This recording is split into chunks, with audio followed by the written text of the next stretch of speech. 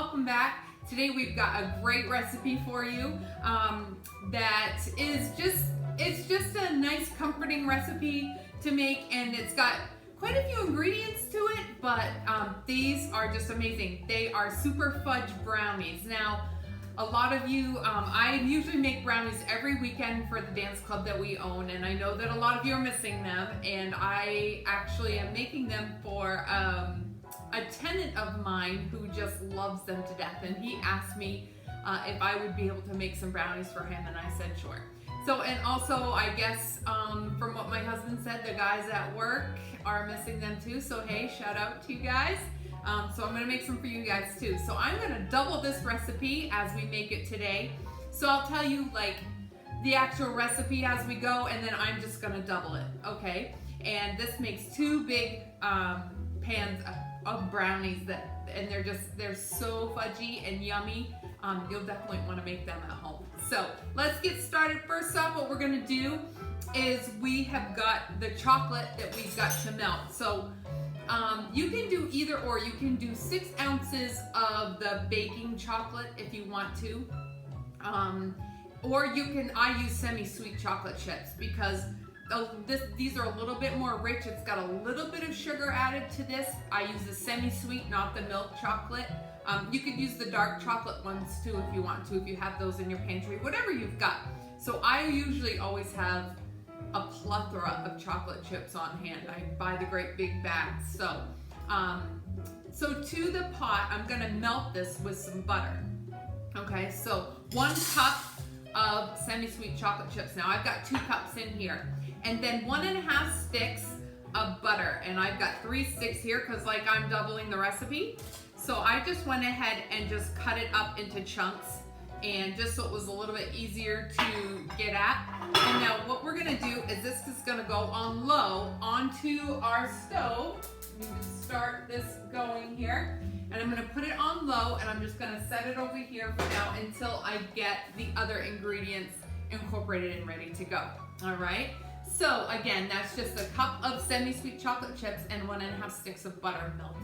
All right, just keep it on low. And just slowly let that just melt down and everything melt together, and it's gonna be great. Okay, so in my stand mixer, I'm gonna go ahead and add 5 large eggs.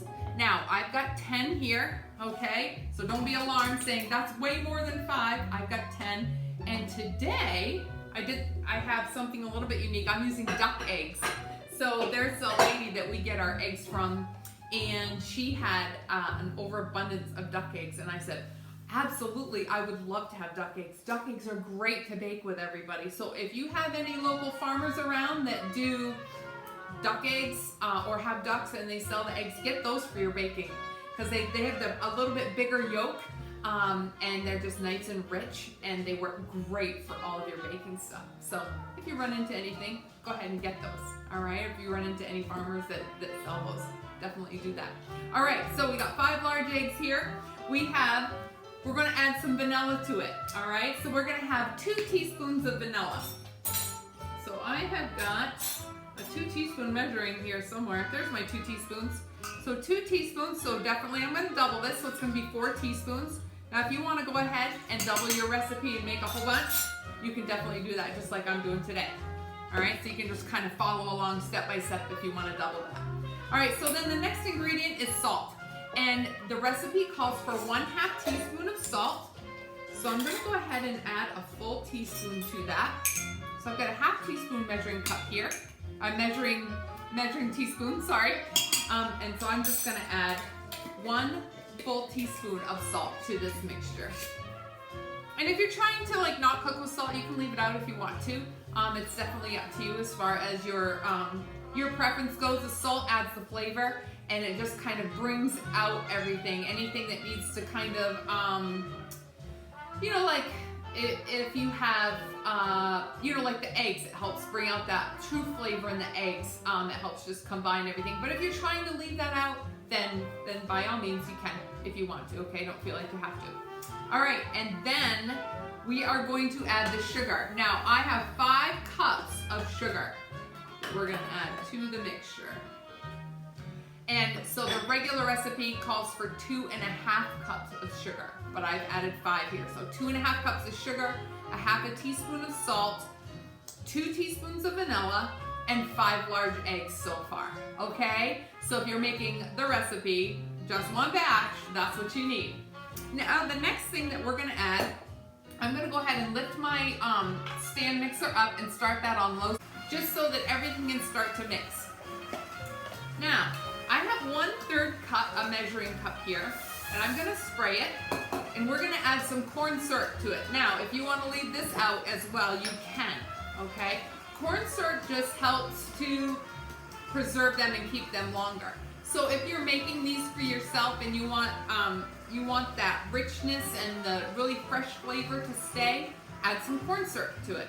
That's why when you see in the store some of the baked goods, you'll read down on it that it's got corn syrup in it. Well, the corn syrup is just to help preserve it and make it last a little bit longer, okay? So to this mix, I am going to add 2/3 cup, because I'm doubling it. So if you're doing this at home, folks, 1/3 cup is all you need. And now I sprayed this ahead of time just so that it would come out a little bit easier. And it definitely does. It makes all the difference in the world. Like, that's almost completely clean. So then I'm gonna do one more because I'm doubling this. And it's light corn syrup that I'm using. So go ahead and use that light corn syrup. And if you, like I said, if you don't want to, then that is completely fine. You don't have to. But it does keep them nice and yummy for a long time. Alright, not that I'm going to really enjoy these too much because I'm giving them all away. Most everything that I cook I give away. Just because I don't want it hanging around the house. I mean, have you ever done that? It's like, oh my goodness, just get this out of the house. I don't want to eat it. I want to cook it, but I just don't want to eat it. I want to sample it. I always sample them. Yeah, I always have a small piece. But then I try to get them out of here as quick as possible. Okay, so I'm going to go ahead and up that. And I'm going to let that mix. Now we're going to let that mix a good 4 to 5 minutes. Just leave it alone, let it mix. And in the meantime, you step over to your stove and you're going to stir that mixture of the chocolate chips and the butter. So I'm going to go ahead and let this mix. I'm going to start stirring this. When that's finished, I'm going to bring it back. We're going to combine everything together and we'll be right back. So don't go away. Okay, folks, we're back. And we have let this mix for a good 5 minutes. About the same time it took to cook the butter and the chocolate down. I've just got it over here and it's just cooling down. So I didn't bring it to a boil or anything. I just stirred it until the morsels were all melted and also the butter was all melted. And I turned it right off and took it right off the gas and just kind of kept stirring it until the last few bits were all kind of melted in. So this is just kind of resting for a minute just to cool down a little bit before we add the other ingredients. This right here I want to show you.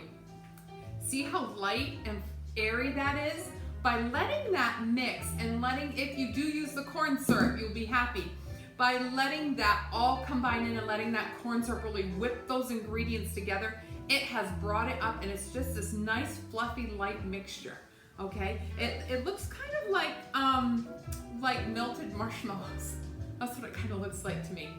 Or those of you who have marshmallow cream instead of the marshmallow fluff. We have marshmallow fluff up here, but a lot of you have marshmallow cream in the stores. That's what it looks like right now. It looks like marshmallow cream. And it probably pretty much is with the ingredients that are in it.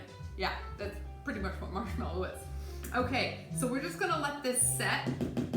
And then what I'm going to do is I'm gonna grab my little spoon holder here just so that this doesn't get all over the counter because it is sticky with all of that corn syrup in there and with the sugar and everything kind of incorporated. That's a sticky mixture right there. So we're going to add some dry ingredients to this chocolate and butter mixture, okay? So we're gonna add our flour to it. Now I have in this bowl, kind of move this off to the side just so you can see what I'm doing here. In this bowl here, I have 2 2/3 cup of flour. Now, if you're making one batch, 1 1/3 cup of flour is what you're going to put into your sifter. And then I'm going to add 1 tablespoon of cocoa to the 1 1/3 cup of flour. So I'm going to go ahead and add 2 tablespoons. And they're just a rounded, generous tablespoon, okay? It doesn't have to be leveled off.